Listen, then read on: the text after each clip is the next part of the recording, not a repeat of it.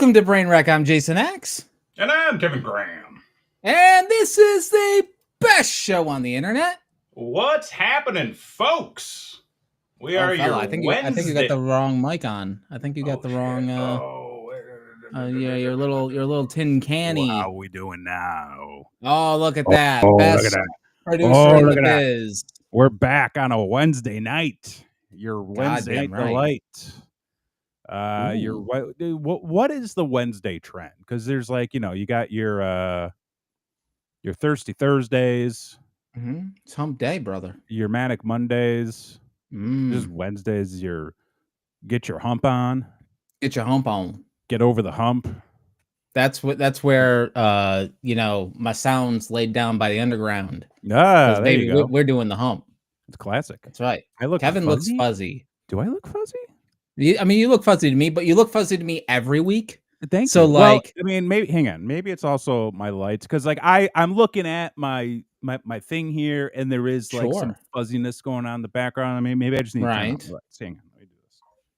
Oh jeez. Oh shit. I mean, you can talk. I'm okay. Well, folks, the show. I'm editing this on the fly. Sure. Okay. Well, folks, welcome to Brain Wreck. We are here live every Wednesday. Mm-hmm. It has been a week. I don't know about you, but these shows feel like they are further and further apart. Right, but also we just talked. That's also how it feels like as well. Yeah. But I think the past few shows, we've been going heavy on the wrestling. So it feels like we haven't been talking about life.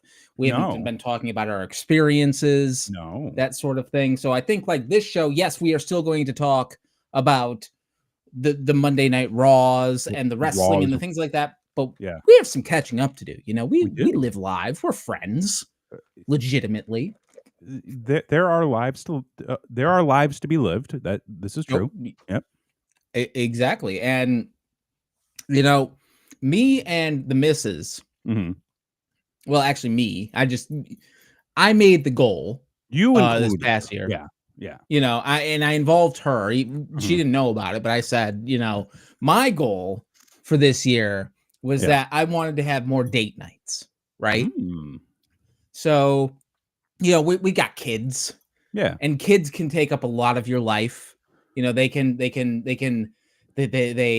just poke at you and poke at you. Yeah. Think of kids like the Duracell battery that you could check how much battery life was left by squeezing the shit out of both ends, and the thumbs that squeeze you. Yeah, those are your children. They're just checking. They're just checking your battery life. Because I thought you were just fucking kidding, just squeeze them. Give us one night. No, they're like, Dad. Like, what? You're like, never mind. Thanks. Yeah. Jesus. But anyway, so part of this year of slowing the fuck down, this year of taking it easy, as the Eagles would say, is about, connecting, making those personal connections, those lifelong connections, and getting some alone time, with misses. So in part of slowing down, me and Blakely K did about 7 activities in 24 hours. And I mean, sure. Some of them were by accident. Yeah, use the time you have. Use the time. We don't know how to stop. And can't stop, won't stop, as the kids say. So we had set up a date night to go out and see a EDM DJ artist, band, not band, person does the spinny things with the records, and the kids go, woo. Don't you go to those things every other weekend? No, you do the one big one a year, or the 2 big ones a year. We usually do a music festival. Yeah. And last year we went to the Forbidden Kingdom. You can see the highlights right here on this channel. Please like and subscribe. Go check it out. But we watch, we'll go to like a music festival. I mean, we're in fucking Florida, Florida. okay? Like it's nice all the time. Mhm. There's Yeah. shit to do all the time. So Mhm. it's like we live here. We moved from the goddamn snowy New York to go fucking do some shit. Mhm. So, likely K, she'll sleep when she's dead. Sleep And when I'm dead. boy howdy, it may be coming because we lived a life. Anyway, so going out to this show, Yeah. when we went to Layz, Layz, who was an EDM artist, I'm gonna call them because I don't know what Okay. else to fucking call them. And we saw her when she was an opening act, and this was her first headlining gig. Okay. So progression type of thing, and good Yeah. support your locals Mhm. out there, everybody. Even if they just do the remix thing, like they're still from where you are. So Everybody starts somewhere, yeah, you know? totally. Yeah. So we're gonna go have a date night. Local concert was $25 tickets, something like that. So pretty affordable night Mhm. out. We go out and we had a gift card for the Outback Steakhouse. Bro. Ooh, Well, I have something to share after this. I don't wanna steal your thunder, so go ahead. okay, all right. So we haven't been to an Outback Steakhouse fucking decade. I don't Sure. know. The last one was like on Erie Boulevard. Like That's the last fucking time I went to one. and you know what? You're not missing out on anything. Yeah, We I got know. ourselves a bloomin' onion, which was the Yeah, best part of the meal by far. always, always. The Blakely K got a salad and they drenched it with whatever fucking dressing it was. She's just like, I'm slurping this salad. It's fucking disgusting. And then I got a burger that was fine. So it was like, okay, Hey, at yeah, least we had a gift card, you know? there you go. So then we go out to the show, and the show. Now, listen, folks, I'm getting a little older. Okay, I'm not one that's out to be all nighters are not my thing anymore. Oh, hmm. Uh, but the show that we were going to, doors were at 10, and the main person was going to go on at 1 o'clock in the morning, and That's too the late. show ended at 3 o'clock in the morning. That's too late. It's so late. That's So way late. we ended up getting there at like 11:30. Mhm. And so like doors have been open, there's a line to get in, we get in. And as we're walking in, the artist that we came to see all of a sudden just comes out in front of us, step and repeat for photos for anybody who wants them. And we just walk in, we go, "Oh, hey, it's Lay's." Yeah. And like, okay, so we just like went and met her and got a picture as soon as we got there. Mhm. And walked in and we're like, that was weird and Yeah. cool. Like, what the fuck? Was awesome. Mhm. And then we go and this place that we're seeing, it's a big venue, big open, general admission type of thing. But what they do is they sell the VIP tables, which is the Mm. biggest scam on the face of the planet. Yeah. Yeah. You get a designated area for you to stand, Mhm. and then you are mandatory. You have to buy 2 full bottles of alcohol Mhm. at ridiculous prices. Yep. And then they have the party girls come over with the glow sticks and the streamers Yeah, and and, everything, like, they're just doing the not happy to be thing. there. They're not happy to be there. No one's having a good time. I've And then never they seen go not one time has anybody been like, I'm living it up, because this is happening, right? And so we find a spot right next to that section. Mhm. Because like we're not VIPs. Like, come on, guys. Like this is a night out for two parents who are just looking for a good time, right? Yeah. So we're standing next to the VIP section, and a security guard is trying to keep everybody away from that except us for whatever reason.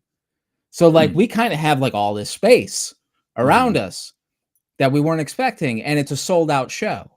Yeah, so yeah, Sold as out as butts to nuts at the Ritz. by the way, butts to nuts. Butts to Was nuts. that a phrase that you were familiar with your entire life, or is that a new Um, phrase? Not my entire life. I would say more so the second half of my life. Okay. Maybe, like, the most recent third of my life, I would say. Okay. However you Okay. wanna break that math down, Sure. I mean, Yeah. fractions. Fractions. Yeah. They're But that they're is a there. phrase that I have never heard before until I moved here to Florida. Really? Yes. So I was like, Butts to nuts? is this like a hick Florida thing? Like, I don't No, that's understand what's going on, but apparently it's a phrase that's been around forever. yeah. So it was, in fact, the butts to the nuts. And the security guard was keeping everybody away from the VIPs except for us for whatever reason. And so we have a prime fucking view of the stage that we didn't pay for Mhm. that prime view. And we just met the artist. We have this prime view. And then the people from the VIP just started handing us bottles of water. Oh, sick. And I'm just like, we just stumbled into VIP. We Yeah. got a VIP meet and greet, a spot, and drinks for nothing. Mhm, And it's mhm. like, that's like one of those things where you start Fallout and you just jack up the luck. Like you're just like, I'm all See, in on the luck. this is the thing that a lot of people miss about trying to be sneaky and, like, get into the exclusive areas and stuff. You just Right. have to you just have to act like you're supposed to be there. And don't be an asshole. And don't be an asshole. Like, literally, just be casual, just Mhm. hang out, Be just show polite. don't try to be sneaky. Don't be like, "Oh, like, he's looking," because like, once you start, like, staring at the security guards and you're, like, crouching down, and you're like, "Can we go? Can we Mhm. get in?" Like, they know you're there.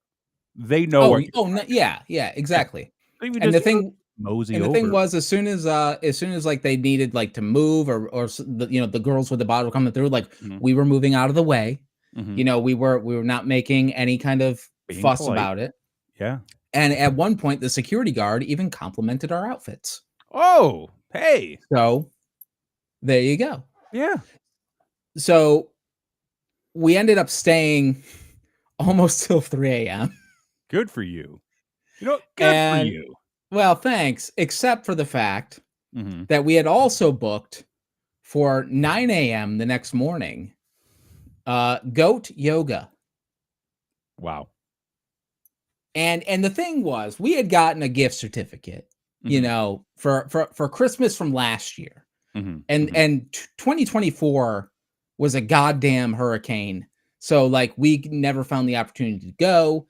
The mhm. gift certificate was about to run out and I logged on to use it and there was one class. And oh yeah, Blakely K, Yeah, just act act like like you you belong. belong. Yeah, Yeah. Just act like nobody else knows. Nobody else knows what they're doing. yeah. That's No. I tell this to my kids all the Mhm. time. The fact is, no one knows what's going on. Nobody knows. Like I tell my kids all the time, find what whoever you're dealing with, Mhm. find what their motive is and Yeah, play to it. play to it. Your teacher, guess what? They don't want you to fail because if everyone in their grade passes with high grades, they get a raise They and get they a want raise. more money. Yeah. So if you're struggling, go to them because like they're gonna be Mhm. like, yeah, of course, I don't want like I want more money. Come Yeah, on, got to find the motive, exactly. right? So we get home around 4 o'clock in the morning, get like a couple of hours of sleep to get up and go to goat yoga. I mean, if there's anything you could do after a night like that, goat yoga is pretty, top tier. Right? Yeah. Go to a rave Mhm. and then go hang out with some goats. I mean, I fucking don't A. know what could be more romantic. I got Date nothing. night. Date night. There you go. Yeah. So, So Christy, the we gotta goat, go Christy, we gotta find some raves in Austin, right? and then we gotta Oh, do some stretches with goats. Blakely knows a place. In Austin? Yeah. I actually yeah, I think I know of the place too, as a matter of fact. Yeah. So when we got there, we're like, okay, we're tired Yeah, you've been up since 3, since or 3. you didn't get back till 3, whatever. Yeah, exactly. And it kind of actually worked out because Blakely already had done like her makeup and stuff from the night before for going out. And goat yoga is mostly for the pictures. Like that's really what it's for. Oh, yeah, sure. And so when we got there, the yoga part of goat yoga was like little league stretches. They're like, okay, everybody grab an arm. Not telling you which one. Okay, now the other one. Stick out your leg. If the goat poops on you, let us know. We'll wipe it off. You know, like it's, and the goats go around and they don't know fucking personal space or any of that shit. And so, like, they're up in your business, and some of them have horns. So, like, you got to be careful. Sure.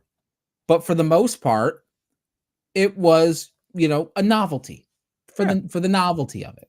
Yeah. I will say the woman who was running the thing, like, you could tell this was her passion. And her husband who was helping out, he'd rather be doing anything else. He'd rather be sleeping. He'd rather be sleeping, but he's trying to be supportive. So like he's there. If the goat shits on your mat, he's there to wipe it up. And he's trying to take photos for social media. Right. And like he comes around with some goat treats. Like that's his job. That's what he does. And by the end of it though, like you could tell, like he's like, listen, this is my Saturday. I'm gonna make the best of it, I guess. Sure. Like, and not only that, but like these goats, like they're probably paying for themselves with how much these fuckers paid to do yoga with them. But and then Jesus Christ. when we left, this was the unintentional part, right? So like you leave the goat yoga, and goat yoga isn't happening down the street. Like you got to go to the boons a little bit for some goat yoga. Yeah, the goat farms, that sort of thing. And sometimes you just happen to just stumble across an estate sale. Yes. And then you realize the estate sale that you're at, of the people who are presumably no longer with us, were very much into the swinger culture. They had a party house. Oh. Yeah, like these folks didn't fuck around with their. No, I think they did fuck around. Oh, they fucked all the way around. Fucking around was their good time. With their good times. These motherfuckers had their house. They had the in-ground pool outside. They had built a stage right next to the pool, like an elevated, full-on motherfucking stage. Okay. For bands or whoever the fuck to come play at their parties. Entertainment. They had the party barn. They had the party shed. The party barn? How big was this fucking lot? It was in the boons. And they had buildings. So, like, it was a big piece of property. To the point where you can have a stage by your fucking pool and not worry about the neighbors. Okay. So they knew what they wanted to get up to. They made some plans and they made it happen. And the things they had for sale there, they had a lot of clothing. Most of it was costumes. Of a variety of specific types. They had quite a few pineapple paraphernalia, of course, that was going around. There was just some signs. Let's just put it that way. Sure. Right? Yeah. Blakely K picked up some sewing patterns. Oh. So that was a score. Yeah. You know? Okay. And so we left the estate sale and then went and picked up our kids and then realized, after we had been home for an hour, oh shit, we said we were going to go to a birthday party out in Clearwater today. Oh my God. So with we had no time to sleep. No other one to sleep. Motherfucker, let's all get in the van. We're going to go drive an hour and a half to a fucking birthday party. Oh my God. So I've had a week. Needless to say. Like, hearing you say all of that, like hearing you tell that story, I'm like, that's an eventful weekend. Sure. But the way you told it, where it just seemed like, oh, it was one after the other, after the other, after the other.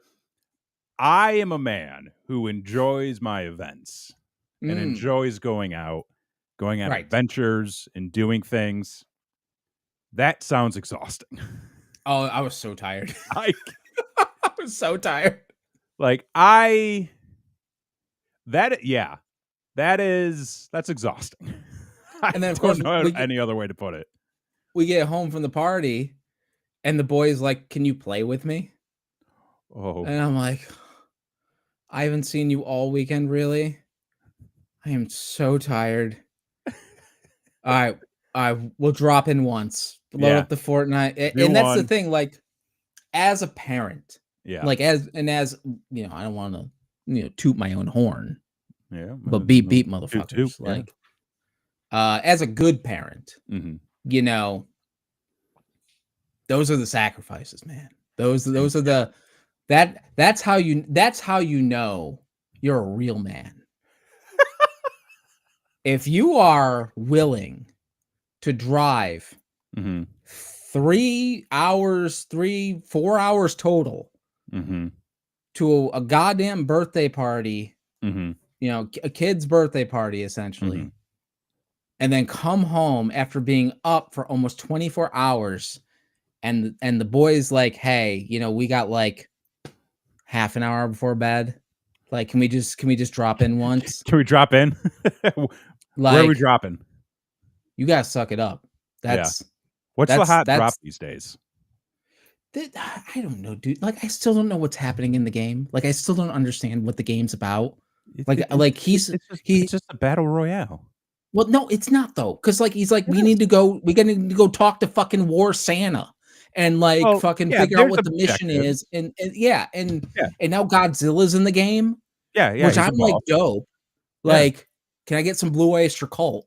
See, A this is little how bit. they hook you, okay? Mhm. This is how they hook you with all of these advertisements and Mhm. promotional materials, Mhm. okay? It Making it works. one giant commercial is like Mhm. they put all these little things in there and then they go, "Oh, you gotta beat it, because if you beat it, then you get all this experience. Then with the experience, you get to collect all these other things, and then those things become items, and then you can then, dress different ways. You get different skins and different, you know, emotes and things like that. Like they are gamifying the game essentially. As essentially, right. Yeah, yeah. And it's so strange Mhm. because my son who's 8, right, he doesn't have a phone.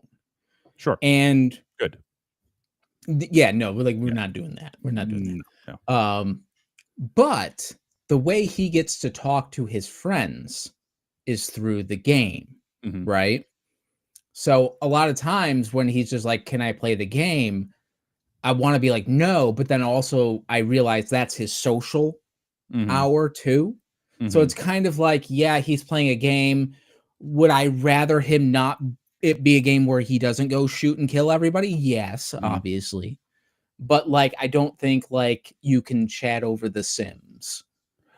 Yeah, yeah. I mean, like maybe Minecraft. There's a Right, that's thing, probably the closest, you you know? know. Mhm. I don't even know. Like, I have gotten so far out of like the massive multiplayer online type games. Like, I Mhm. don't even really know. Like, I mean, I know Fortnite's still running. They got that Marvel Rivals, which is becoming, at least from my point of view, a hellscape.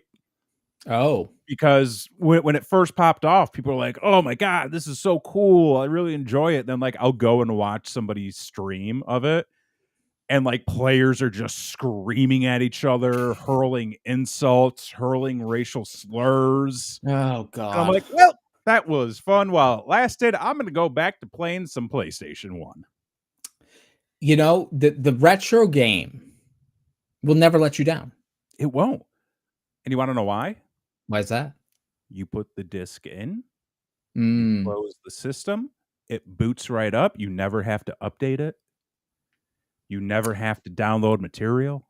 You do have to wait for it to load, which is kind of a pain in the ass sometimes, but, like, Brother, I guarantee you the amount of time it takes for a PlayStation 1 game to load is nearly the same amount of time it takes you to boot up the PS5, go through the menu, select your game, hope that you have a good internet connection, hope that there's a good lobby working. I don't know. Like, I don't Fatal 4-Way in Attitude. Like, you're waiting. I've been running Attitude for like the last 2 months. So in retrospect, yeah, is it glorious? It's glorious. It's so fun. Now, if I recall, that is a combination move. It's a combination move game. Yes. See, and I've always been terrible at those. Like the Soul Calibur could never do. The fighting games are a little bit trickier because you really have to know. There's like that element of you have to know how the game plays. And the character. And you have to know how the opponent, like the character you're fighting plays. So there's like all these equations that you got to get through. With like Attitude, it's just I'm going to main Dr. Death, so I know all of his moves. Right. You get your guys. You pick your guy or your gal, and then you just roll with that one person, and then you basically memorize the button combinations. Right. And then it's the same thing against everybody because the AI is like a one-trick pony. So once you figure it out, it's kind of like Pac-Man. Once you know the puzzle, or once you know the pattern, you can do it. Yeah, but dude, I'm telling you, like, I am so invested in like the old games, and like I just busted out my RetroPie. I'm gonna get myself into some trouble. Right? Like I was playing Virtual Pro Wrestling for the Nintendo 64 earlier, which I have a new opinion on the whole Nintendo 64 wrestling game. Yeah, I mean, you had a strong opinion in the past because you claimed that the greatest wrestling game. No Mercy is an overrated pro wrestling game. And I will fight atop of that hill because the best wrestling game for the Nintendo 64 is Virtual Pro Wrestling 2. And don't sit there and tell me, well, that's just, WrestleMania 2000 or Revenge or, No Mercy even. It's not. The gameplay is so much different. There are full entrances. There are I didn't realize the amount of like stuff in ring that you can do. Like there's a combination system that I never knew about. I've never played this game. So dude, it is so good. It's so fucking good. It is 10 times better than 2000. And that's your gold standard. Like that is sort of like what a lot of people would consider the core, but WrestleMania 2000 was built out of this system. Revenge was built out of this system. No Mercy was built out of this system. But the fact that there is so much more in this game than we got in WCW, WrestleMania 2000, No Mercy, I feel ripped off. I feel ripped off that we never got this game and we had to stick with the bullshit that we got. Is there like a career mode or like a story mode? Yeah. I mean, everything right now is in Japanese. I haven't translated it yet, so I only know so much. I'm working on like muscle memory through the menu system. But in the game, does Bob Holly call someone a faggot? Because that happens in No Mercy. Yeah. It's that. See, it's No Mercy. Great. It's not great. No Mercy's not great, guys. Not great. It's hard to say. It's not great. I mean, it's Bob Holly. What do you expect? But also does not age well. Did not need to be in there. Well, not only does it not age well, it doesn't age well for the time. Okay, time. we were past that then. Yep. So, yeah. Virtual Pro Wrestling 2, greatest wrestling game ever. Ever. I'll have to check it out. It's speaking of. Yeah. We may have. Listen, you don't have to wait for Easter for your resurrections. Okay, no. Because Axis Arcade is coming back. Yes. It's coming back. Talking about this. The technology has advanced, folks. We have figured it out. So if you are interested in watching games that never should have been played on an arcade machine, played on an arcade machine, and watching somebody struggle because it's not what it's meant for, see, it's not that easy. There's a show for you coming. Mm-hmm. I don't know how soon. We're still building it out, but I am excited. I'm motivated. I'm excited. Ready. It's gonna be great. Yeah, no, I mean, good for you. I'm happy to see that this is back up and running because I think we need it. I think so. And we got to talk about video game content. The YouTube algorithm, right? I've been doing a lot of research this year. Yeah. Like I've been diving in. And first off, the TikTok. Can we talk about TikTok? Let's talk about TikTok. Minute? Yeah, let's talk about the TikTok. Yeah. Where do you stand on the TikTok ban? I don't care. I don't. And I'll tell you why I don't care. Because number one, social media is a hellscape. We do not need as much social media as we have. There's too much content in the world. But not not just that. There's too many platforms for content because you got your YouTube, you got your Twitch, you got your Kick, and your dipshits over on Rumble, and your Twitter, your Instagram, your Threads, your Facebook, fucking so on and so forth. They're all run by greedy motherfuckers who lie to you, tell you that your privacy is safe when it's not, tell you that they have your best interest when they don't, tell you that it's a platform of free speech when it's not. So I say burn it all down. Oh, okay. Yeah. TikTok, I don't care. I don't care if it goes away. I say good riddance. Wow, he's taking a stance, folks. Taking a stance. And for all of you over on TikTok, I strongly disagree with what he's saying. Listen, for everybody over on YouTube, I strongly agree with what he's saying. 4. We've got 4 days left of this. Okay, it's terminating in 4 days. I find myself in a weird position on the TikTok ban because the argument is that one, China's stealing your information, which like you could Google me and get all my fucking information. So who gives a shit at this point? Yeah. And let's circle back to that in a minute. Yeah. And number two, they're talking about free speech. That's the other part of it, is that you're censoring people, you're taking away a platform for some people. And the people who mostly have been talking about that are the people who have made money on those platforms, right? Yeah. Yeah. I mean, so real quick on the what was it? The free speech platform. Yeah. I don't buy that you're infringing on anybody's right to free speech. I don't buy that. I don't buy that when people cry and complain about it on Facebook, on Twitter, on any platform, because the fact of the matter is you still have a right to free speech. Nobody's taking that right away. They're taking a platform away. A platform that is not entitled to you by the government.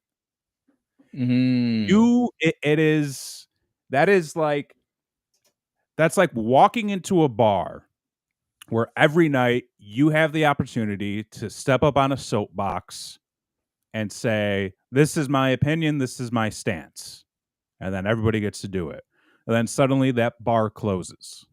And that platform's not there anymore. But guess what? You still have the ability to speak freely, within reason, of course. Right. Hate speech isn't accepted, And if you're somebody who appreciates hate speech, fuck you. Right. You still have that right. That right. However, there is the argument that, like, say your bar closes, right? And then you take your free speech and you go to another bar, and as you're up on your soapbox giving that free speech, the bar owner starts to turn up the Kid Rock and drown you out.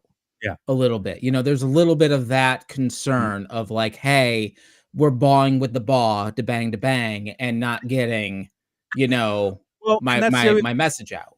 But that's the other thing too. All of these platforms have terms and conditions. Sure. Like and nobody reads them. And nobody reads them, which is half the Right. reason why your privacy is already fucked. But, Right. like, hypothetically, let's say, tomorrow Blue Sky says, "This is gonna be a platform solely focused on this. If you're not Mm. talking about this, you're going to be shown the door." Mhm. That is their term and condition. Totally. Facebook can do that, Twitter can do that, Instagram can do that. They are a platform based on their rules and regulations. If you do not abide by those rules and regulations, you get kicked.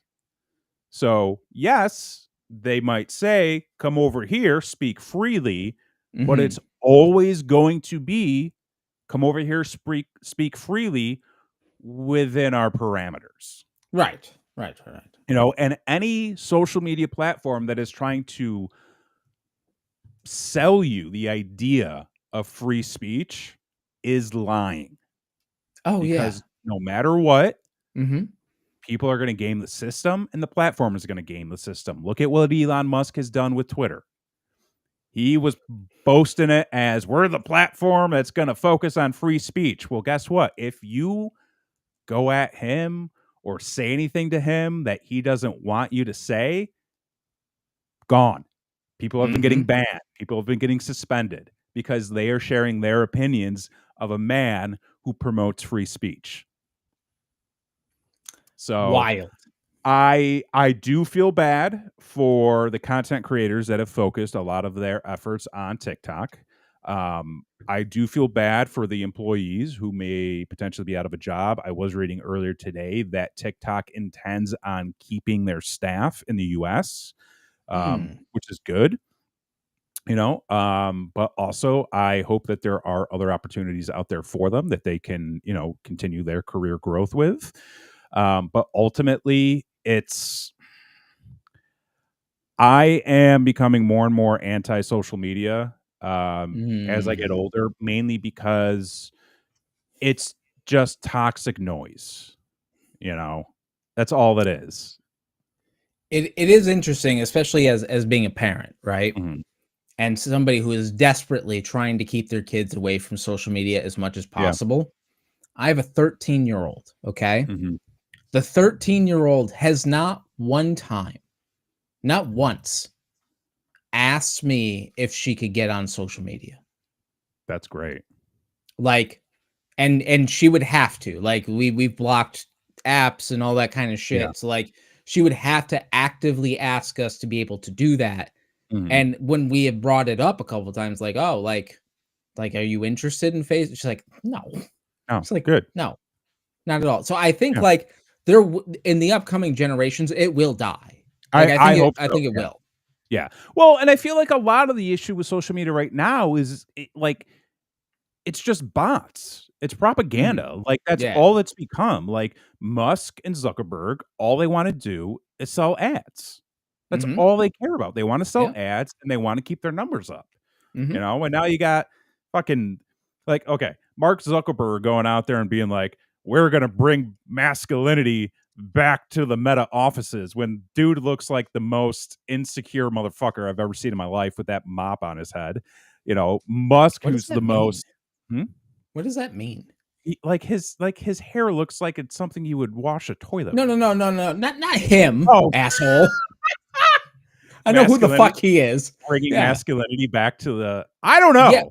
Does that mean they're gonna put in, like, red shag carpets again in the office? Like, what the fuck does that You can mean? drink on the job, you This is you can can abuse your female Yeah, you can coworkers say, "Hey, Toots, probably. get me a brandy. It's Yeah, 10 o'clock in the "Hey, morning." it's 12:30, we're gonna go to the strip club for lunch," you know?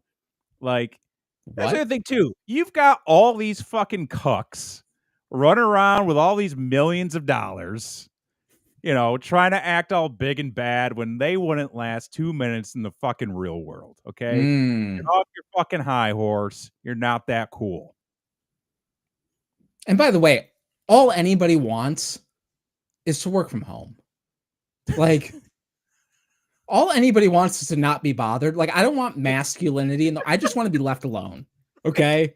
Like, let me work from let me do my work in my If pajamas, and I'll be happy. you you can make this a short, okay?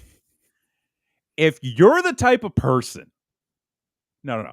If you're the type of guy that needs to promote masculinity as your brand, you are the smallest dick motherfucker out there.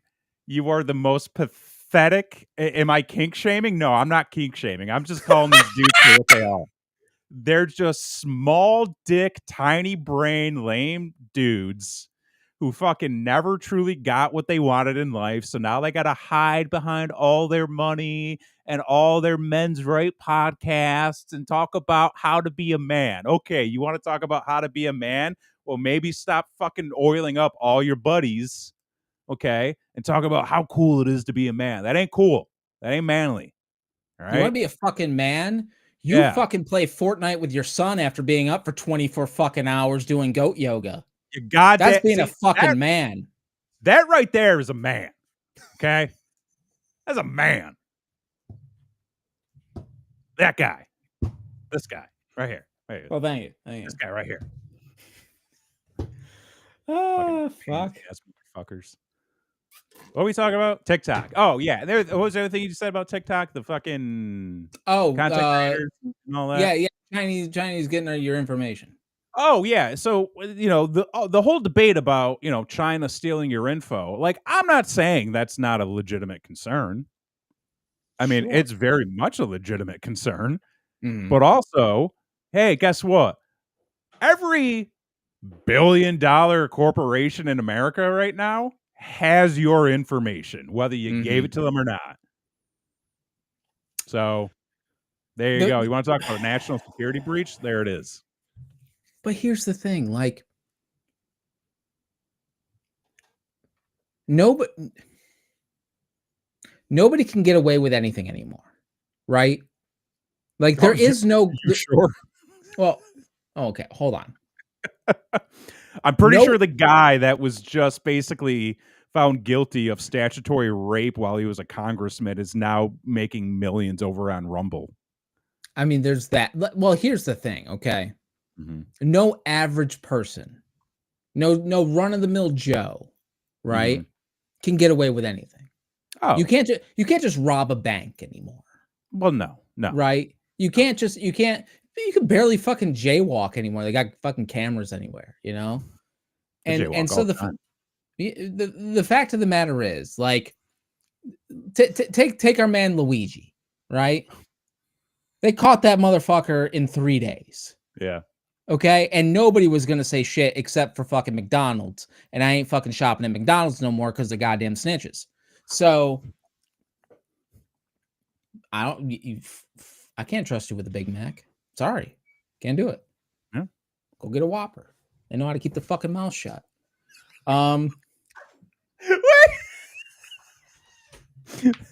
If that's not Burger King's new slogan in 2025. Burger King. We're no longer the king of the rock. We're no longer just the king of the Whopper. Right. Burger King. We keep our fucking mouth shut. There it is, folks. Those are the marketing winners of 2025. But wait, what was I saying? The fucking Luigi. Oh yeah, so like that fucking dude, right? And by the way, I think they got the wrong guy. Like, if you look at the pictures, they don't add up. Something that whole situation is. We ain't been to the moon, and that ain't fucking Luigi. All right. Well, we've been to the moon. Well, not the first time. I'm just saying. But anyway, point being is, like, you can't get away with anything. So, like, the fact that, like, the Chinese government may know that, like, we do this show every Wednesday, like, I'll tell you that. Like we actively promote that. We're here. Yeah. We're here anyway. Yeah. Like, well, the other thing is, I think a lot of it has to do with the app being on your phone, the app being on your tablet device. It is, and like, this is something I am like legitimately concerned with. Like, whenever I'm downloading these apps and stuff, like, they have so many ways where they can read your browsers, your other apps. They know what else you have on your phone. And I think that's where a lot of the concern is. It almost becomes a tracking device. Like, they The know where phone you've is been. a tracking device. I know, and that's the other problem. But now, because the American people are like, "Oh, the Chinese," so there's that. Listen, I got this for Christmas, okay? Yeah. I don't need my phone anymore for them to know where the fuck to send the nuke in case they need to take out old Right. acts for whatever reason. See, this is why I'm investing in analog. Okay. You got the VHS back there. Okay. You got two tube TVs right here. Oh, well. Got the PlayStation 1 on top of the PlayStation 2 with the RetroPie connected to that.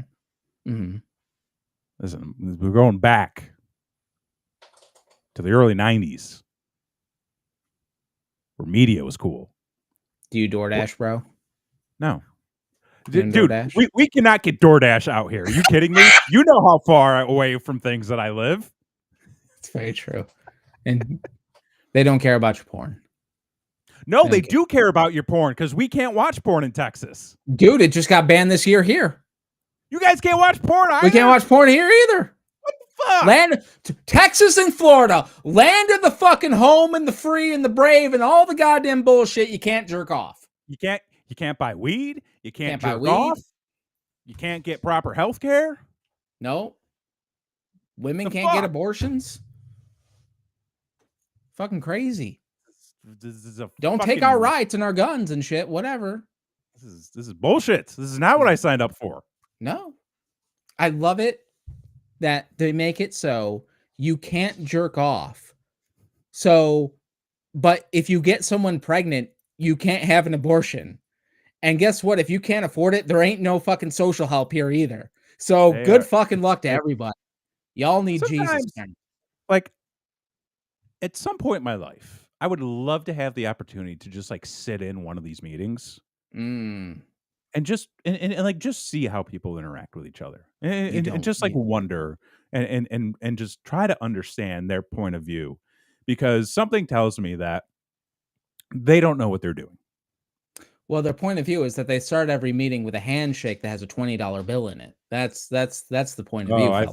It's a green point of view. It's a green point of view, and some of those handshakes are going a little bit low, and they're like, you do this, and you'll get that.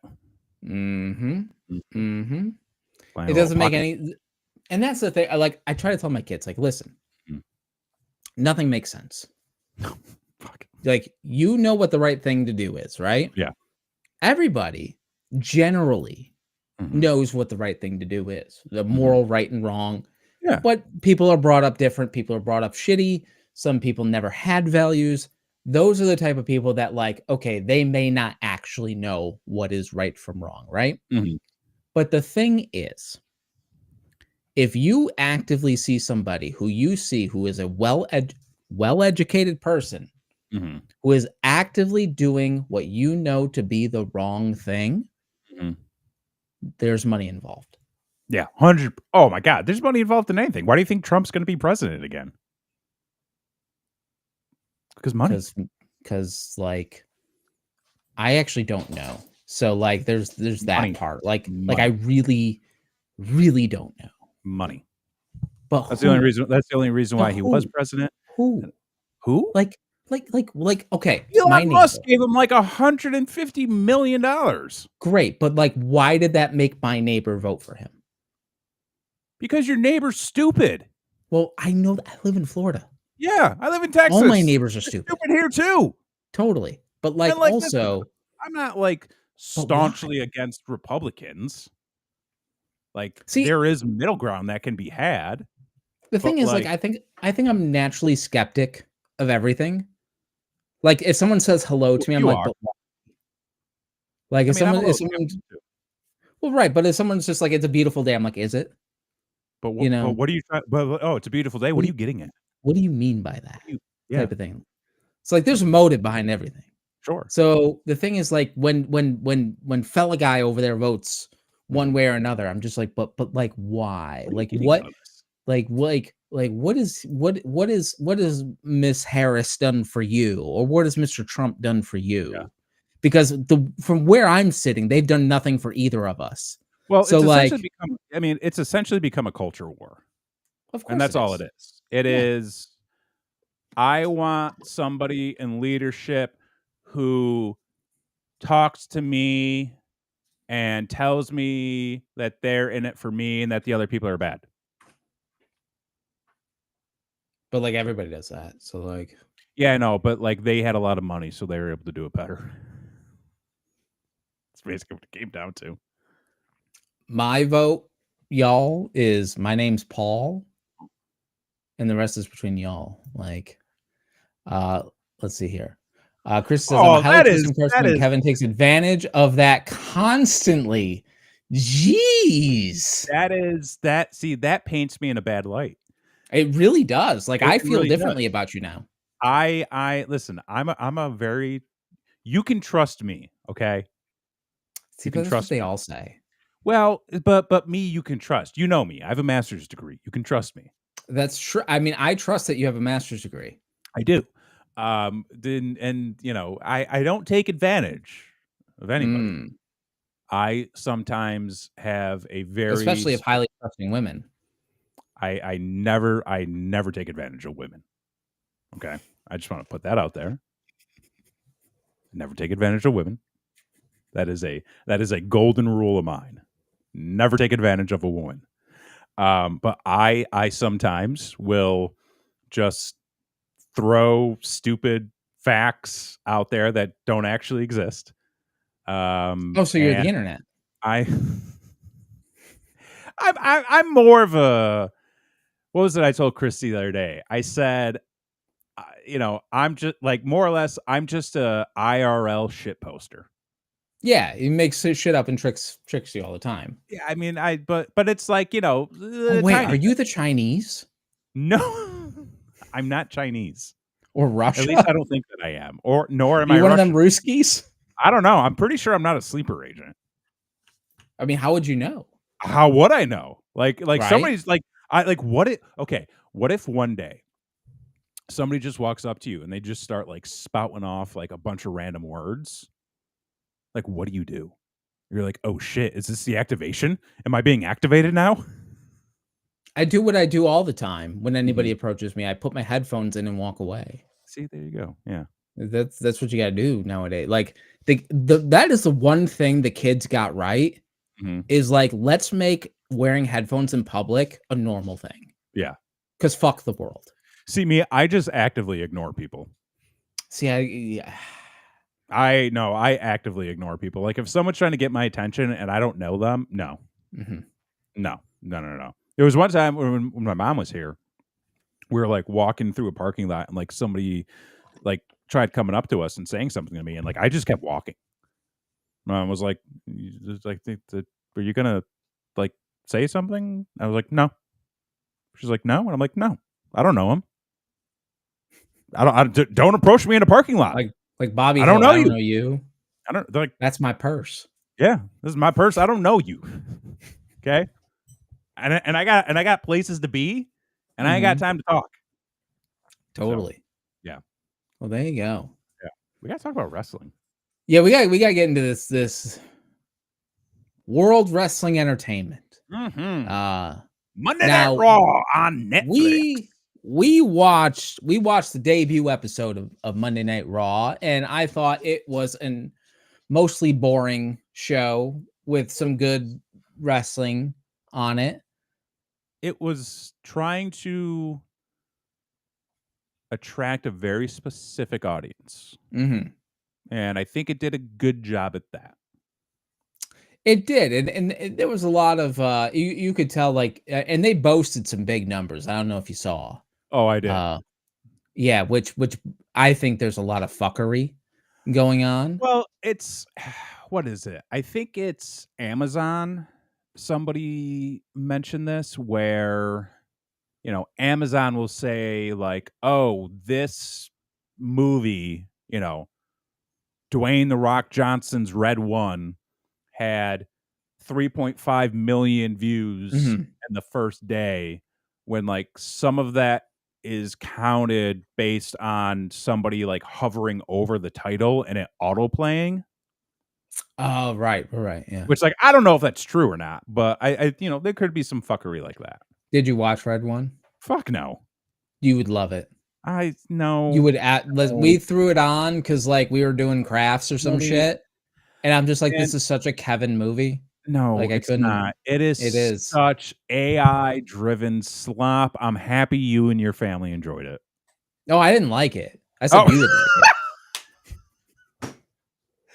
I'm not gonna fucking like it then. I saw enough reviews and there's a podcast I listened to that reviewed it and talked about it, and I was like, I never need to watch that movie. Okay, I'm just saying. I Yeah. think you'd dig it. Yeah. I watched the Honest If you want a Fast and Furious Christmas movie for kids, that's the movie. Bro. I don't think I even want a Fast and Furious 11. Oh, okay. I'm at Have that you point. soured on Dwayne? No, it's not necessarily Dwayne I'm soured on. It's just Okay. like it's gotten to a point after that last one where I'm just exhausted. I'm like, it's we should have just stayed with like boosting like, DVDs and Okay. PlayStations and stuff like that. Like Sure. I don't need this anymore. I feel like they should go in a direction of like they're now hawking like the rugs that you see on the side of the road, and like they're bootlegging the rugs, Yeah. and let's get some like home furnishings Yeah. involved. Yeah. You got to age with your audience. Yeah, I guess. But anyway, we watched the original Monday Night Raw on Netflix, and it was enough where I was like, hey, let's see what week 2 looks like. Yeah. And so how did you feel about week 2 of Monday Night Raw on Netflix? I thought it was better. Okay. Overall, I thought it was a good show. Okay. The promo in the beginning, I think, was still continuing on that sort of feud amongst Punk and Rollins and Drew McIntyre, which, hey guys, like let's maybe do something different or maybe bring in some other people. Like that'd be cool. Go ahead. Go ahead. No, Well, I was go gonna ahead. say, okay. We're on this topic. We're Now, on this topic now. as someone who does not care for the CM Punk, Sure. I'm not a fan. He did something during this promo segment that was genius. Because you never see it when someone gets interrupted, the other person just always stands there. When they got interrupted, he was like, come the fuck on. Like he got angry and upset and annoyed. So you brought up a point I was actually going to touch upon a little bit later, but we'll talk about it now. Sure. I noticed that too. And I've noticed this happening in a few promos. Okay. Where, it'll be two people talking back and forth. And usually, and like, these types of town hall promos, it's person A talks, person B talks, and there's some back and forth. Maybe there's some on top of each other arguing, things like that. But when Punk was interjecting, it like when I heard it, I was like, that seemed kind of out of place. Like it didn't really land with me, right? And then like later on in the show, I think it happened, and then I think it had what was it? Yeah, later on in the show, because like it was when Nia Jax came out to confront Rhea, and then Bayley got in, and then there was like that other like 3-way promo, and there was like a little bit of that too. And I was like, it almost seems like they're trying to jump in too early, or they're trying to react to something. But then I also thought could they possibly be pulling back on the promos need to be line for line as they're given to you, and maybe they're letting people go out there and add a little bit more sauce to the mix, like, hey, these are the talking points you need to hit, go out there, sink or swim. You know what I mean? Like maybe they're not scripting the promos and making them read them like it's on the sheet.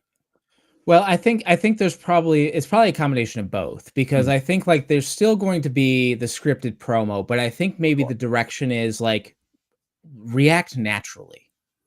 I think that's It could be. the direction given, because I feel like, especially with like Punk was the most noticeable to me, but when you brought up Nia in that situation, okay, like I can see that as well. But there's too much of that. That's what makes wrestling seem so hokey, right? Is if someone calls your mom a fat, why would you wait for them to do that before having another snappy comeback line type Mhm. of thing? No, you'd be like, fuck you. You know, Yeah. you'd be like, eat dicks, motherfucker. Like whatever. You know, having that natural reaction makes it more real, Yeah. which I enjoy. You know, that's something that I was like, okay, I don't necessarily care for CM Punk, but I like this. Yeah. I like this. Mhm. But you still could see, and there was still the very cookie cutter, like I'm declaring for the Royal Yeah, Rumble yeah, yeah. kind of thing, which spoke to me like, okay, they're still kind of like trying to get that new audience up to speed Yeah. about how this all works. Because Yeah, yeah. There's still a little bit of spoon feeding going on, which, yeah. you're gonna get that with when you're on a new network. Hmm. Yeah. So I thought that was not great. Then what else happened after that? I don't remember. You had the debut Mm, of Penta, right, where he went up against Chad Gable. Uh, right. have you been or were you familiar with Penta prior to him Uh, coming out? And sure. So I was familiar with Penta from AEW. okay. I knew he was in Lucha, and I knew he was in TNA, but I didn't see any of that shit. So Mhm, like, mhm. he comes out and he does the thing, and I don't know what any of it means. And people know what it means, and so like they're Cyril saying the Mito? thing. No fear. What? No fear. What? No fear? No fear. No fear? Is Cyril that what he's Mito. saying? No, he's saying Cyril Mito, Okay. which in English translates to no fear. Oh, see, like they could have 'Cause explained that. he's a man without fear. I knew none of that. And Okay. I've seen like probably 15 of his matches where he's doing that all the time, and I still had no idea what the fuck any of that was.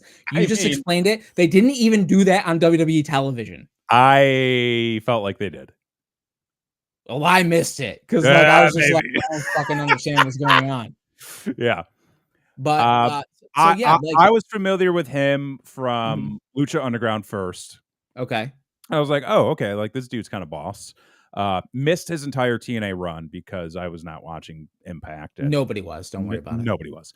Mhm. Um, the first AEW match that I ever watched was Lucha Bros, him and Ray Phoenix versus the Young Right. Bucks, and immediately fell in love with those 2 dudes, Mhm. Penta and Ray Some Phoenix. dude love. Some dude love. Like, those dudes, when I watched them, I was like, "Holy shit." Mhm. Like, I became an instant Ray Phoenix mark. Oh yeah, that dude's Instantly. incredible. Instantly. Like, and just how flawlessly he was Mhm. doing everything. I was like, "These dudes fucking rule. They need to be everywhere." Right. Um, so I was familiar with him. I know that there had been sort of like the contract discussions going on for a little while. It Mhm. was at one point reported that both he and Ray Phoenix were going to be coming over to the WWE. Then it was reported that Ray Phoenix isn't actually out of his contract yet because he had gone down with a nasty arm injury, Yeah. I think like a year or two ago. Mhm. And because he was on the shelf for so long, Tony Khan is basically enacting it's sort of like the injury clause Right. where they're going to keep him contracted for the additional amount of time that he was out, because he technically wasn't able to work, so they're tacking that on to the end of his contract, Right. Which is a typical thing. It's a which is a typical normal. thing, and I Yeah. think kind of bullshit. Um, because if you're not going to use him, cut him loose. That's the thing that kills me is Yeah. like you're essentially holding him hostage. Yeah, yeah, and I mean, like, and this was a Vince tactic, so, Yeah. like, I'm not surprised. But I think it's a very shit thing to do to somebody. And all you're trying to do is hurt them more than you're hurting the other company. You're trying to devalue them, so when they Yes. go over to the other place, they're not gonna hurt you. Yeah, Which which, is by the which is way, a fucked up thing to do. and you're not gonna devalue that guy. He No, you is can't. over. And when he eventually goes there, he's gonna be even more over. Mhm. So I was super excited to see Penta debut. Like, they'd been promoting it for a while. And I think Monday morning they were just like, you know what? Fuck this. Let's sell some goddamn t-shirts and masks. And at first, I was like, that's kind of it's kind of I an odd hated it. choice. You hated it? I hated it.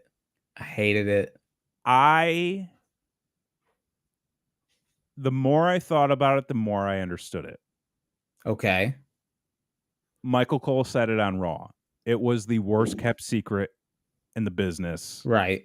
At that point. Everybody knew he was coming. Everybody knew he was going to debut. Mhm. It was not a surprise. It was not a shock. If basically there's two categories of people. There's the people who follow week after week and they already know. Right. They already know. Mhm. And then there's the people who don't follow it closely to the point where it's not going to matter if they know or don't. So, thinking from a sales mindset, right? Started off hot, sell some merchandise. Because at the end of the day, merchandising. You know, however, you know what that told me? What? Them putting out Penta's merch before he actually debuted. Mhm. First off, that money is not going anywhere. Like, no one there was no capitalization on, "Oh, we gotta get the jump on this because the people might spend their money out." Like, no, if you're gonna buy a fucking Penta mask, you're gonna buy a Penta mask. Yeah, Like, no, that's yeah. Oh, no, 100%. whether that's fucking 4 hours early or not, it makes Mhm. no difference. What that tells me is they had a lack of confidence that he was gonna have a great match, and No. that he was going to connect with the audience, and that he may,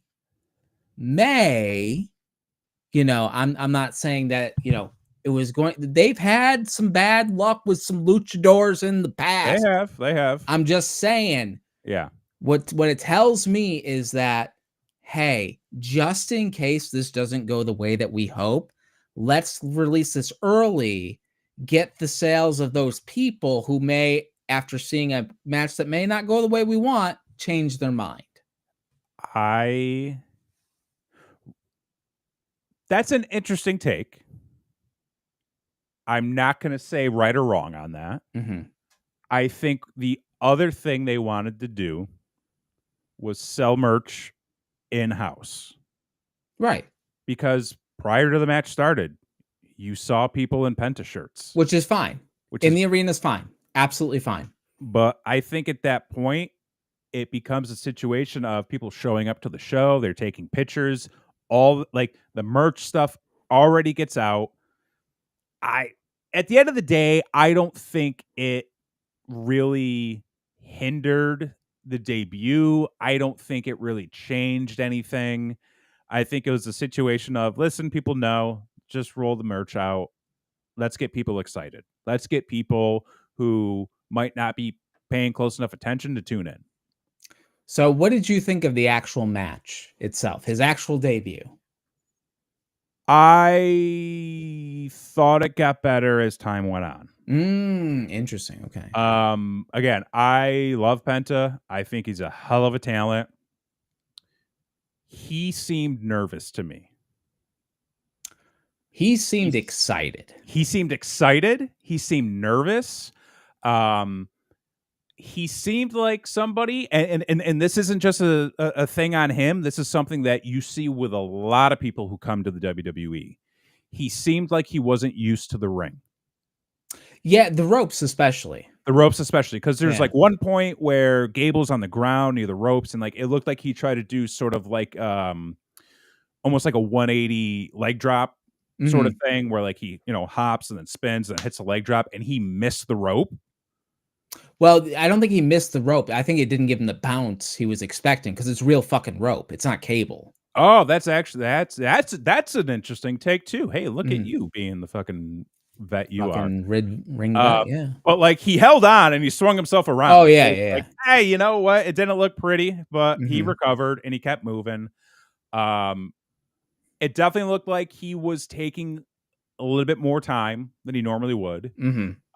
And again, like, I think a lot of that goes to the WWE having a different style of wrestling. 100%. And I think you see this happen with a lot of indie guys Mhm. that get called up to, the main roster pretty quickly. I think it even happens with a lot of NXT guys that, get shot up to the main event pretty quickly. I mean, there was that run in like the early 2010s where like all the big name indie guys that came in were getting hurt because Mm. like they were already banged up. They were Yep. already and like they were still trying to do things in the ring that they had done in the past without really taking into account that, it's a different ring setup, it's a different Mhm. presentation, so you have to do things this way in order to really look, you know, good on TV. And you saw a lot of guys getting hurt around that time. I think that they've done a very good job at sort of taming that and Mhm. resolving it. With Penta, I think it was just a matter of, like you said, excitement. I feel like there was a little bit of nerves. Um, at the end of the match, though, he had the crowd Mm. and he had everybody on social media talking it up, saying that it was a hell of a debut. I think that it could have been better. Mm. That's just me. I think that there were some hits and misses. But overall, I think that because I know a lot of people were like, well, how come he didn't debut last Monday? Right. San Jose was the best place for him to debut. Oh, They were gonna 1000%. debut. Yeah. 100%. Um, overall, I thought it was good. I thought the promo afterwards was good to see. I was not expecting him to cut a promo right out of the gate, Right. especially because like I don't believe he's really been a promo guy. Well, here's the thing, it's like and I think that's where they have faltered with all of these luchadors that they Yeah, bring in, is they never give them the chance on the mic, they never right? give him the chance on the mic, Yeah, and and they then they have never a give him. whole segment of the audience that is a Spanish-speaking segment of the audience that they Yeah, never address, yeah, ever.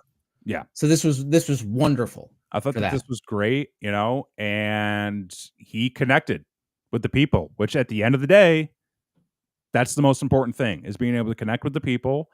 And I think the comfort in the ring will only improve. Mhm. And I think once he starts to get some more reps under him, he is going to be top tier. Here's the thing. Mhm. My biggest issue with Penta's debut is he had a 17-minute match that was 50-50 with Shorty G. Hey, don't you dare knock Listen, Chad Gable. Chad Gable's amazing. Like, Chad Gable is one of the best wrestlers right now. he put on such a fucking wonderful performance Mhm. in this match, but the truth of the matter is he's a mid-card dude. Like, that's the truth. Like, and it shouldn't be that way. Mhm. He can be a main eventer and should be a main Should be eventer, main eventer. but your debuting luchador went 17 minutes 50-50 with a mid-card dude. Yeah.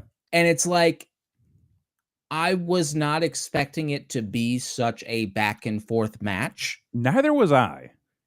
And to me, I was like, that's not great as a debut, to be honest. Like, it's It not the it way I was would odd, have booked it. you know? Um, I'm I'm glad it wasn't like a 10-minute squash, Mhm. where there's a little bit of back and forth and at the 10-minute mark, Penta goes over Gable, 1, 2, 3, we're done. Um, because I think that would have just buried Gable. Right. But I'm also thinking like who else on the roster could they have put him with to where it could have been a 12 to 15 minute debut where it's 75-25. You know what I mean? Right. And like, I don't necessarily know. Well, here's and I guess that's the thing. It's like it depends on what you're trying to accomplish, right? Because like it almost seemed like they took like an AEW approach to his first match, to where like we just want a banger of a match. Like we just want a fucking awesome match as the debut, and we're gonna give you some time to do it. But in doing so, like he didn't come off as like this holy shit, like this guy is gonna be like the next fucking Taz or the next fucking like he's gonna go and wreck people. Like, no, like he has some fucking great moves. He's got a great look. Like he's my son's new favorite wrestler. Like I even called him like, hey, buddy, what this guy's about to come out, he's gonna be your new favorite wrestler. Yeah. And like within the entrance, he's like, he's my new favorite wrestler. Oh yeah. Like for fuck's sake, he's the coolest looking goddamn action figure you can ever get. Yeah. Right. And so, but when I'm watching the match, I'm just like, we're starting to go from like this really cool presentation of this new dude, and he's got a great look and everything like that, and now he's fucking selling, and I'm just like, I don't need him selling yet. I don't need him selling yet. It would have been better. That match would have fucking killed on the next PLE. Oh, that's the thing. It's yes. You know, I think maybe what you could even do, maybe you can put him up against one of the Creed brothers. Right. You know, and maybe that's also, maybe you put him against Creed Brother 1 and then Creed Brother 2, you know, a week or two later. And then he gets up to Chad Gable. And then you build a feud that way. You know, it was a great match. But I think you make a great point, though. Was that the best match for that time? I don't think so. And maybe it wasn't. Maybe I'd much rather him go out and do like a 6-minute match with The Miz and just have him hit his spots. Yeah. Let the people get used to his spots that haven't seen him. And god damn it, why the fuck did Chad Gable kick out of that fucking destroyer? That should have been the fucking finish. It was the most beautiful fucking destroyer. He took it like goddamn Rod Van Dam right on the top of his head. The people popped so fucking huge for that destroyer spot. Dude, and then he kicked out and it meant fucking nothing. The Canadian destroyer has not meant anything since the last time P.D. Williams did it. But the fact is, people don't see it on WWE television. They don't see it.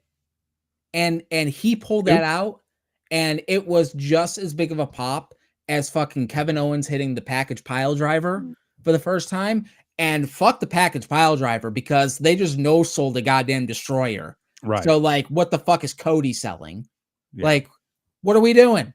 It was, yeah, like, and that was the other thing, too. When he hit the destroyer, I was like, oh, fuck, that's it. Yeah. Like, I actually saw the clip of him doing the head scissors into the destroyer. Then the clip stopped, and I was like, "Oh fuck, that was a cool finish." Yeah. And then I watched it, and I was like, "Oh shit, that's not." They went 6 more. Yeah, I think I said this on Twitter not too long ago too. I was like, we need to retire the spear. Yes, we need to retire the headbutt. Mm-hmm. We need to retire the super kick, and we need to retire the Canadian destroyer. Yes, those 4 moves should be retired because they're overused. They don't mean shit. And if you're not going to use them as a finish, don't use them at all. Don't use them at all. So, boom. Yeah, I'm looking at the Raw roster.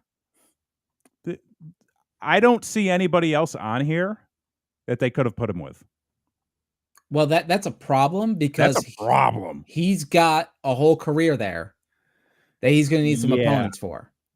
Like, Jesus, like, I mean, oh my God, like, they're like, literally, you've got the LWO, you've got American Alpha. That's like everybody on the roster page, pretty much. Well, and I think like Finn's going over to SmackDown, right? Or at least that's the rumor. That's the other thing I want to talk about. Okay. This stupid ass trade window. we're just gonna like exposition. Yeah, the White Six got traded to SmackDown. Yeah. Oh, okay. Sure. It's like the fucking plot to a Harry Potter movie. We're just gonna tell you what happens, and you're gonna have to be okay with it because that's what we're doing like, here. This feud that we've been building for the past couple of months that we still didn't get a big blow off on. We're just gonna say, fuck it. Switch it over there. Yeah. Oh, you know who they could have fucking put him with? Mm. That Giovanni Vinci guy. That they've just been. The fuck that is. Oh, he was the bald guy from Imperium. Oh, okay. That I guess tried to rumor is he tried to bang fucking what's his name? He tried to bang like or hook up with Tiffany Stratton, but she's dating other dude from Imperium. Oh. Not Gunther. What Ludwig. Ludwig, yeah, because like he and Tiffany Stratton have been dating for a while, and like apparently this dude made a pass at her. And so like they've just been burying him ever since. I was like, that's okay. If they put because like that dude can work, like they should have put him with him and made it a 6 minute and make it a 6. That's the thing. It's like there were so many other things you could have done. I was appreciative of the match. They worked really hard. Like you said, the promo at the end was great, but like I was just like, man, I don't know. It almost kind of seemed like we can't make the AEW guy look too good. There was a little bit of that. Homie was selling. He was selling a lot. He was selling. I was like, God damn, like tone it back, man. I know, like, I know that like they don't sell in AEW, but like, it's like we know you can just say, we know you can. Right, but nah, overall, So, but maybe they do a reset next week. I hope so. I hope they have somewhere for him to go. Yeah. But can I tell you, the real fucking main event of this goddamn show was that women's match. Holy shit. Oh my God. They worked their asses off. So when I watched it, I watched like the first part of the show, like, downstairs, like it was, Monday night when we got home. I was like, I really want to watch the Penta stuff. So I watched the opening promo package stuff. And then I watched the Penta match and went to bed. The next day when I was working, I was like, oh, I'll just have Raw on screen here in the background. I stopped everything I was doing to watch that women's match. That was incredible. Absolutely insane. That fucking suplex bump to the outside, my body hurt. Brother, I've taken that bump and it sucks all the dicks. And I just watched them and like both of them you could just tell like that sucked so much. Yeah. But goddamn, they knew they're like, this is going to be a historical match. Watching that match, I said, this means something. Oh, fuck yeah. And I know what it is. Yeah. Like they wrestled in a way where I'm like, this match matters. And one of the things that I was really taken back by and like really amazed at was they wrestled in a way where they were working for the win. They were working for a hold. Like if they wanted to hit a move or land a move, they worked for it. It wasn't just like, okay, it was like they were grabbing grabbing limbs, grabbing, just throwing in graps. I was like, very well done. I think it was the best women's match I've ever seen. It's definitely up there for me. I can't think of another one off the top of my head where I was so absolutely blown away by from bell to bell everything that they did. Yeah. I can't even think that there was anything that was botched or messed up or even slipped that I can think of. They worked through it. They worked through it. I appreciate more. The fucking float over backstabber where she did the flip off. Yeah. Jesus Christ. Absolutely incredible. Yeah. And so like after that, I'm just like, okay, whatever else is happening, I don't give a shit. Because like that was amazing. Yeah. I mean, like, really, like, wrapping it up quick, you had Sammy versus The Miz, where Sammy won with a blue thunder bomb, Yeah, and everybody like was like, okay. "That that's a false finish move." Well, I mean, it's only a false finish if you win with it every now and then. Yeah. You know, you gotta protect some of the moves. Yeah. So that was cool. It was a fine match. And then the main event, you had Finn Balor versus Damian Priest in their street fight blow off. What'd you think of Damian turning heel? And beating the shit out of a guy on a stretcher? And beating the fuck out of a defenseless dude on a stretcher. What a fucking prick. What an asshole. Hey, you know what? Crowd loved it. Yeah, that reminded me of like a fucking Hogan thing. Like where I'm the babyface, but I'm gonna do the shitty thing, and Yeah. everyone's gonna love me for it. Well, I mean, it's like when Austin jumped Brett when he was tied to the gurney in the back of the ambulance. Right. You know? So it's like, hey, you know, you get what you give. I'm just hopeful that this feud is now over. Oh, please let it be over. I'm Like just have them do hopeful. anything else. Anything else? Let's go. I thought the match was fun. You know, you had some outside shenanigans, big Falcon Arrow spot through the tables, Mhm. a couple of table crashes ringside, big choke slam to win. 1, 2, 3. Let's go home with Mhm. that feud. I think we're done. I think we're good to move on now. Yeah, absolutely. And I think overall, the second episode of Raw on Mm. Netflix was far superior Far than superior. the debut, and mainly because I didn't look at Fortnite's logo all night. Like, that was amazing too. Maybe this is just like a thought I had, and I was just kind of like talking this to like be a real thing. Mhm. Did they make the real American beer logo smaller? I'll have to go back and check, Go but they back and may check. have. Oh, and one other conspiracy I want to throw out there. Mhm. Every Judgment Day segment in the back, Mm. they've got the PlayStation running with matches.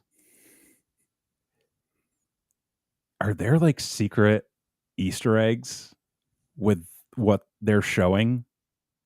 Oh, I don't know. I haven't paid attention. Because I'm watching this promo, but like I'm watching and like nobody's playing, but like it's a simulated match. Okay. But it's a match with Dominic, and he wins. And then the end screen of the match is a 1-star match rating. And it was him trying, and the promo was him trying to schmooze back in with Liv Right. with the flowers, and then he gets buried. Right.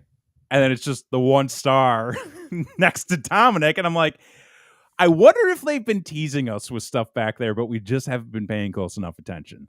I mean, with this production team, I wouldn't put it past I them. want to put it past them. Yeah. So I think, I'm here's the thing. I want to do this, but I also don't want to do this at the same time. I now have both Netflix and HBO. So I could watch the flagship shows of both companies. I don't want to do that. I wouldn't want you to do that. But like if I've got the time, I may turn on the other channel and see what's going on. Have you really sat down and watched AEW? No. Oh. Like ever. Oh. Okay. I would love for you Okay. to sit down and have like a legitimate go. Okay. Unbiased opinion. Watch some of their stuff, maybe from like the last 2 weeks, and I would love for you to give a recap on this show. Okay. Because I can do that. I have opinions. Have you watched? I've been following AEW socially, not like I don't watch every week. Sure. But I try to stay informed with the storylines. I try to stay informed with like some of the in-ring action. I have opinions. Okay. Well, I will watch the shows. Okay. And I will next week come back on. I'm going to watch whatever the fuck is airing right now or just finished. Just finished, yeah. And I watched this week's Raw. Mm-hmm. So I will come back next week and I will tell you how I feel. And if you have an opinion on which wrestling company you enjoy, please leave it in a comment below. I would love to know because I am, again, just getting back into this. So I would love to know what you think is good, bad, or otherwise on either front. Yeah. So leave that below. We love discussions. We love debates. Yeah, like if you want some free speech, this is the place. This is the show where we're all about the free speech. Yeah. You know, we give our opinions. You give our opinions back to. You give your opinion. Take two. I'm going to do that again. We give our opinions. You give your opinions back to us. We explain to you why your opinion is inane and doesn't make any sense. Totally. And then you argue with us, and then we eventually tell it like it is, and you don't comment back. And we tell you to go buy a t-shirt, too. And we tell you to go buy a t-shirt, which, I peaked years ago. But fun fact, I'm entering my second peak. Right there. Just like Everest. Working on it. Just like Everest. Going for it. Totally. Well, that's going to be it for this week. I'm gassed. Totally. All right. For this week, I'm Jason X. I'm Kevin Graham. And this has been your show. Peace.